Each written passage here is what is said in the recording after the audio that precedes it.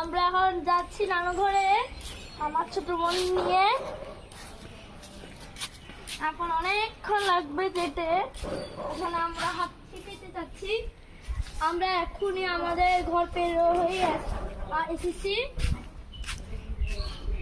এখন আমরা দেখাবো আজকে আমরা কিভাবে নানুর বাড়িতে যাই। চলে আমাদের সাথে থাকি। আপনারা যদি ভিডিও স্কিপ করে দেন তাহলে আপনারা সবচেয়ে ভালো জিনিস ভুলে যাবেন। পুরো ভিডিওটা আমরা অনেক কষ্ট করে বানাচ্ছি। এখানে আমার ছোট বোনকে, সে অনেক খুশিতে আছে, সেও যাবে বলে আমাদের ভিডিওটা আসতে